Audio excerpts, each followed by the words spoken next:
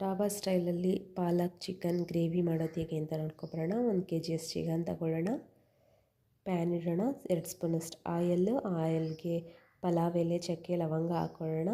ಹಚ್ಚಿಟ್ಕೊಂಡಿರುವಂಥ ಒಂದು ಈರುಳ್ಳಿ, ಹಚ್ಚಿಟ್ಕೊಂಡಿರುವಂತಹ ಒಂದು ಟೊಮೊಟೊ, ಸ್ವಲ್ಪ ಟರ್ಮರಿಕ್, ಅರಿಶಿನ ಪುಡಿ, ಸ್ವಲ್ಪ ಪೆಪ್ಪರ್ ಪುಡಿ ಎಲ್ಲವನ್ನು ಹಾಕಿ ಫ್ರೈ ಮಾಡಿಟ್ಕೊಳ್ಳೋಣ.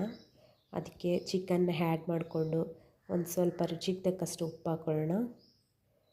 2 ಸ್ಪೂನಷ್ಟು ಶುಂಠಿ ಬೆಳ್ಳುಳ್ಳಿ ಪೇಸ್ಟು ಎಲ್ಲವನ್ನು ಹಾಕಿ ಚೆನ್ನಾಗಿ ಮಿಕ್ಸ್ ಮಾಡ್ಕೊಂಡು ಚಿಕನ್ನ ಆ್ಯಡ್ ಮಾಡೋಣ. ಪಾಲಕ್ನ ಬೇಯಿಸಿಟ್ಕೊಳ್ಳೋಣ. ಮಿಕ್ಸಿ ಜಾರ್ಗೆ ಮಸಾಲ ರುಬ್ಬಕ್ಕೆ ಕಾಯಿ ತುರಿ, ಸ್ವಲ್ಪ ಕಡಲೆ, ಸ್ವಲ್ಪ ಚಕ್ಕೆ ಲವಂಗ ಒಂದು ಟೊಮೊಟೊ, ಸ್ವಲ್ಪ ನೀರು ಆ್ಯಡ್ ಮಾಡಿಕೊಂಡು ಕೊತ್ತಂಬರಿ ಪುದೀನೂ ಆ್ಯಡ್ ಮಾಡ್ಕೊಳ್ಳಿ. ಮಸಾಲೆ ರುಬ್ಬಿಟ್ಕೊಳ್ಳೋಣ.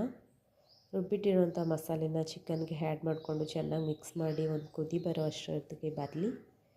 ಅದಕ್ಕೆ 1 ಸ್ಪೂನಷ್ಟು ಚಿಲ್ಲಿ ಪೌಡರು, 1 ಸ್ಪೂನಷ್ಟು ಗರಂ ಮಸಾಲ, 1 ಸ್ಪೂನಷ್ಟು ಧನಿಯಾ ಎಲ್ಲವನ್ನು ಹಾಕಿ ಮಿಕ್ಸ್ ಮಾಡೋಣ.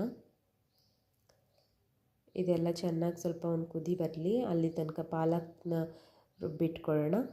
ಬೇಯಿಸಿಟ್ಟಿರೋಂಥ ಪಾಲಕ್ನ ರುಬ್ಬಿಟ್ಕೊಂಡು ಪಾಲಕ್ನ ಆ್ಯಡ್ ಮಾಡಿಕೊಂಡ್ರೆ ready to dhaba style palak gravy.